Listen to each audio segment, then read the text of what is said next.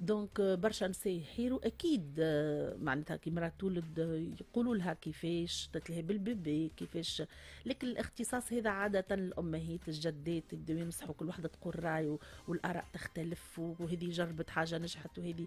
لكن اختصاص فريمون معناتها اول مره باش نحكي مع مختص في الحكايه هذه. كيفاش احكي لي توا كيفاش معناتها اختصاص. واول سؤال كيفاش نعاونوا الماما اللي تكون مازلت عندها البيبي الاولاني كيفاش تنجم تشجع صغيرها اللي هو ما يفهمش ومازال هكا كهبط للدنيا باش ينجم يرضع رضاعه طبيعيه.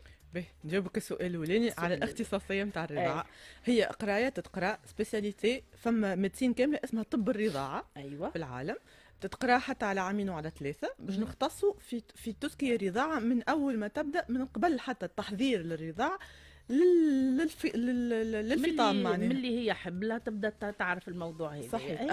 اخصائيه الرضاعه من ادوارها دعم الام، التفسير للام شنو لازمها تعمل شنو لازمها ما تعملش، تفسر لها لا فيزيولوجي نتاع جسمها باش هي تفهم الاحداث اللي قاعده تصير لها، هكاك تبدا عندها نظره استباقيه للمشاكل اللي تصير وتبدا عارفتهم ومتوجهه ومتصلحه باش تواجههم، هكاك ما تخسرش الرضاعه الطبيعيه نتاعها وفي نفس الوقت تقعد تنفع في صغيرها اكثر مده ممكنه. اوكي باهي. احنا عندنا توا في الليكيب لهنا تبارك الله، عندنا مي مازالت كي ولدت وعندها بيبي، عندنا ايمان كيف عندنا يظهر لي البرا حسيروا فما يجي 3 4 والموضوع تجبد المره الاخرى عندهم مشاكل في الحكايه هذه. فما بيبي يهبط ما يحبش يرضع رضاعه طبيعيه وفما بيبي عادي. هذه صحيحه ولا الساعه؟ هو راهو مش هو اللي يهبط ما يحبش الرضاعه الطبيعيه، هو يهبط بالغريزه اللي عطاها له ربي اللي هي باش نرضى، يعني باش نرضى. دونك مش صحيح الممارسات اللي تتم من وقت الولاده، من وقت عمليه الولاده في حد ذاتها معناتها للي من بعد هو اللي ياثر فيه في الصغير وحتى في امه. راهو اسكو هو باش يقبل الرضاعه من بعد والا لا؟ ابسط حاجه نجم نقولها لك هو اسكو تحط على حضن امه على صدر امه في وضع في وضعيه الجلد للجلد في الساعه الاولى اللي بعد الرضاعه ولا لا؟ عندها اهميه، عندها اهميه عظيمه وكبيره. تخرج لي زورمون نتاع التوسكي رضاعه، تهدي الصغير، تركح له التمبيراتور نتاعو، نبضات قلبه، حتى الجليسيمي نتاعو السكر، هما يخافوا من الصغير يطيح له السكر وكل شيء تتعدل غيان كو بكا الكونتاكت نتاع البوبو وضعيه الجلد للجلد مع الام. والام في حد ذاتها سبحان الله كما نقولوا احنا بالتونسي صدرها يحن، لوتيروس نتاعها لي كونتراكسيون نتاعو يتعدلوا، تولي ترتاح هي حتى من الوجيع والتعب اللي بعد الولاده وتبدا عمليه الرضاعه تاخذ كل هرمونه تاخذ بلاصتها باش تولي ايتابلي معناتها الرضاعه. بالنسبه للام الحديث اللي صار بينات سيدات هكا وانا حاضره معاهم هم يسمعوا فيا، اللي فما ام قادره ترضع صغيرها رضاعه طبيعيه وفما اللي هي بدنها ما وفرش معناتها الحليب للصغير، هذا صحيح ولا لا؟ به انها قادره ولا انها مش قادره، لا ريغل دو باز الامهات الكلهم قادرين. بقى كيفاش؟ على خاطر فما امهات عندهم مشاكل صغيرين، مثلا شكل الحلمه مثلا فما شكل حلمه نقولوا مسطح ولا غائره داخله لداخل، هذيك فما وضعيات معينين يعاونوا الام انها اللي انت تنصحهم بها. هذا دور اختصاصيه الرضاعه، نحبوا نطمنوهم اللي يسمعوا فينا. صحيح. في جميع الحالات بالمشاكل اللي باش تقولهم انت هي قادره تعطي لصغيرها رضاعه طبيعيه. صحيح. المهم انها تختار انها تكون اكومباني. صحيح.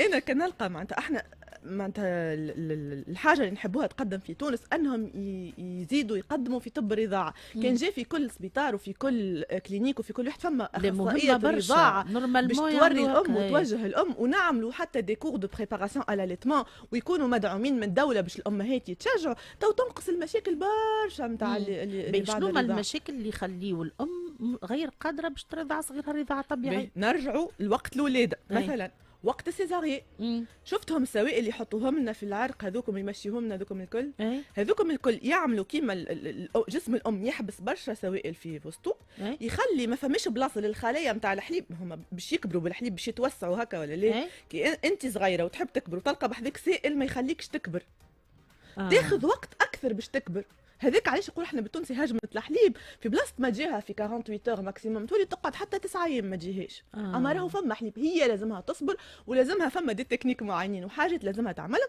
باش تقرب لو ماكسيموم. اما غيان كو سوائل السيزاريين هذوكم بركه شوف شنو يعملوا معناتها. باش ننقل الكلام اللي صار هكا قل خاطر لي البنات هم مقابلين يقول لك حاولت اي لكن وصلت معناها صغير يرضع حاجه فيها الدم واختر عليه. علاش توصل هكاك؟ هو الدم في حد ذاته مادام خارج من صدرها وصدرها هي معناتها سي ان اسباس كلو فيه الخلايا المناعيه وكل شيء، راهو ما يشكلش خطر ديريكت على الصغير. يشكل خطر كان لو كان فما حتى بالابسي وتبدا المراه ماخذه دي اما علاش يخرج كيكا معناتها مجروح جرح القنوات نتاع الحليب نتاعها. الدم هذيك يا اما من ليكروفاس كالشقوق هذوك معناتها الحلمه في حدتها مجروحه والا فما ماماويت مسكين يستعملوا دي سيغلي غالطين ولا دي تكنيك غالطين في وضعيه الالتقام نتاع الصغير يخليو قنوات الحليب من داخل هي اللي تجرح، يولي الحليب يخرج بالدم. توقول القايل الجدات يسمعونا تو هكا والامهات يقول لك شنو جايه تحكي لنا كيفاش تي كنا البنيه تولد يوريوها كيفاش وصغير يرضع ويبدا يجري ويلعب كيفاش فهمت. ما خاطر نعرف اللي يسمعونا يقول لك شنو هي هالاختصاص اللي باش موتة وتوريها امها وجدتها وكل شيء. كيفاش كانوا عاملين قبل كيما غير ما توريهم مختصه ويرضعوا في صغارهم رضاعه طبيعيه من غير حتى مشاكل وما يحكيوش فيه الموضوع اصلا. فما اللي باش يراوها عيب حكينا فيه جمله. وقتهم وقتنا ما همش كيف عمليه الولاده عندهم وعمليه الولاده عندنا هما الولاده تمشي اكثر للثنيه الطبيعيه، اقل ديزانترفونسيون، اقل هرمونات يزرقوهم لهم، اقل ديفلويد يزرقوهم لهم، يولدوا طبيعي اكثر. صحيت البروسيسوس نتاع الولاده الطبيعيه يمشي يشد ثنيته في الفيزيولوجيا اللي لازمه.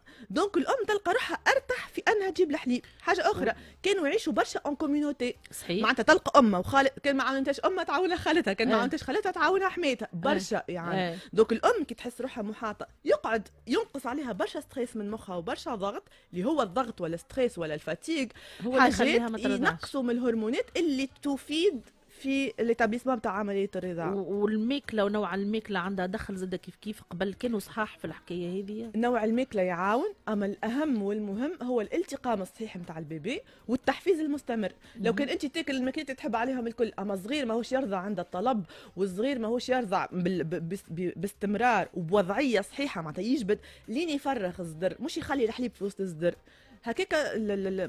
تاكل اللي باش تاكل ما تخلطش معناتها، فهمت؟ الماكله التعاون، اما التحفيز المستمر والوضعيه الصحيحه هما اللي خرجوا الحليب. وقداش وقت تقول انت الصغير خذاكي فايته من رضاعه طبيعيه والام كيف صدرها ما قعدش فيه الحليب؟ كيف يبدا نرجع ونقول في الوضعيه الصحيحه والحركه نتاع لسانه صحيحه 15 دقيقة 20 دقيقة ينجم يفرغ الصدر بالباه. هذا كي يبدا بشوي كي يبدا صغير نجم نخليه له حتى نصف ساعة. تقعد وقت باهي باش تعطيه وتاخذ راحتها لو ماكسيموم. هي اي تاخذ راحتها في صوره ما الام دونك ما لقاتش روحها قادره على الرضاعه الطبيعيه ولقات صغيرها متقلق. معناه التوجه الاخصائيه في الرضاعه الطبيعيه هو اللي يخليك بالنصايح. معناها مهما كانت الصعوبه اللي انت لقيتها راك باش تلقى لها حل بقدره ربي وباش صغيرك يلقى روحه يرضع رضاعه طبيعيه. هذا اللي نحب نقوله. صحيح. ومرات فما سامحني فما برشا معلومات في اليوتيوب وفي الانترنت وفي كل شيء، اما يسوفي باش تصلح بوزيسيون صغيره غير كو انت تبدا حطيت تتبع فيها الفيديو نتاع يوتيوب وحطيت في البوزيسيون صحيح، اما تبدا فما تنسيون صغيره على رقبته ولا راسه داير شويه ولا ظهره ماهوش محطوط في بوزيسيون معينه، تخليها تفشل في الوضعيه هذيك. الاستشاريه تاع الرضاعه تقيم الديار احنا نقولوا الثنائي الام والطفل هي في البوزيسيون نتاعها وفي الراحه نتاعها وهو زاده باش تلقى وين المشكل معناها وين الخلل. هذاك يعاون الام ويربحها في برشا وقت اللي هو ينجم كان تخليه الوقت هذاك يخسرها في عمليه الرضاعه الكل. اي ريت كيفاش. واحنا اكيد جدا تشجع انت على الرضاعه الطبيعيه لانه اي ليه نقولوه لهم راهو النساء خاطر ما كي تبدا تخدم زاده تقول لك كيفاش باش نصنصوا باش نخرج نخدم. تو نطرقوا في معناتها في حلقه باش موضوع الخدمه والام. وي باش خاطر انا نتمنى تكونوا معنا معناها في برشا حصص باش نعطيوهم لي زيتاب كيفاش. اليوم قلنا كيفاش شراو اخصائيه يعني توريك كيفاش ترضع صغيره، هي الدعم نتاعك في الرضاعه الطبيعيه الاخصائيه. فوالا دونك هام جدا باش تلتقيوا بها. كما قالت الفيسبوك والحكايه هذيك الكلها تنجموا تتبعوا، لكن تنجم تعطيك يا غلط يا صحيح، ومش باللي ديتاي بالكدا وما تنجمش انت تكون في البوزيسيون الصحيحه باش صغيرك ياخذ الحليب كما يلزم. دونك هي اللي تنصحك. سينو بالنسبه للناس اللي يخدموا نطرقوا له في موضوع اخر، كيفاش تنجم تامن لصغيرها رضاعه طبيعيه وفي نفس الوقت تخدم، خاطر مشكله كبيره بالنسبه للنساء. اما ممكنه فما بروتوكول كامل اللي تعمل واورغانيزاسيون كامله تتعمل، اما راهي ممكنه جدا زاده وبكل سلاسه معناتها جست شويه نظام. خاطر كما قلنا منافع الرضاعة الطبيعية كبيرة كبيرة كبيرة كبيرة، من أهمها باش يبديو عندهم الناس كل فكرة، ولكن نزيدوا نذكرهم خلينا نشجعوهم على الحكاية دي. أهم حاجة جهازه المناعي، هذيك الناس الكل تعرفها معناتها، ونزيدوا نأكدوا عليها المناعة ثم المناعة ثم المناعة، على خاطر حليب الأم هو حاجة حية كلها مضادات حيوية، عبارة فاكسان حليب الأم معناتها. سورتو اكل البي الاولاني، نرجع للولاده، اكل البي الاولاني عباره فاكسان.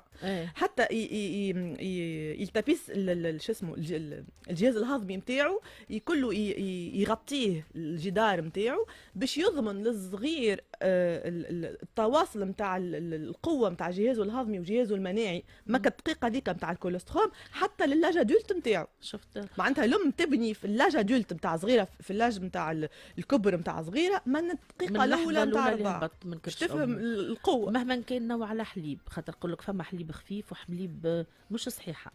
الحليب الام ديما فيه منافع وديما باهي. الحاجه الوحيده اللي تختلف من ام الام هي قداش فما الدهنيات بين حليبك وحليبي وحليب اكس وايغريك. الفرق الوحيد هو الدهنيات، هذيك تعتمد على الريجيم ماكله الام معناها، على جسم الام، على حرق الام، على عندهاش امراض معناتها كيما التيرويد كيما السكر وكل. الحاجه الوحيده اللي تفرق من ام باقي الكل الحليب الام راهو الكل نافع والكل كيف فماش حليب قوي. والدهنيات تكون اكثر هي الباهيه ولا الاقل؟ ما هو الحليب من الاول يخرج لك في الفاز اللي فيها اكثر سكريات، انتم تشوفوه لونه فاتح برشا، يقول لك حليبها ماء.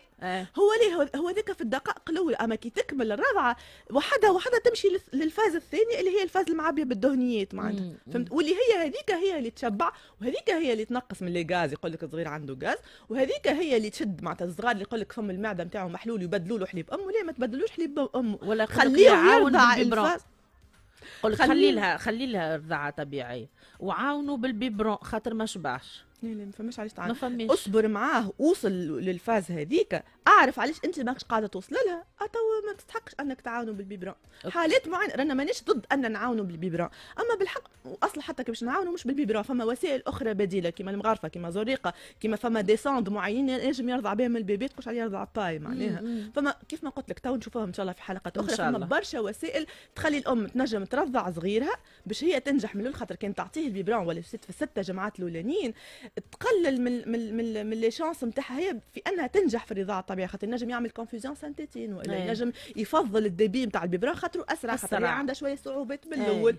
فهمت؟ نوليو نستعملوا الوسائل البديله باش نجموا نخلطوا. يعطيك الف صحه زستي. الاسبوع القادم ان شاء الله تعطينا كيفاش المراه كي تكون تخدم اون فوا رجعت الاكثر يرجعوا بعد 40 عرفت ترجع تخدم، دونك مازال صغير ومحتاج لامه وهي محتاجه له زيت محتاجه له. نشوفوا كيفاش تنجح في الرضاعه الطبيعيه وهي تخدم. ان شاء الله نهارك زين، ان شاء الله نهارك اسعد الايام.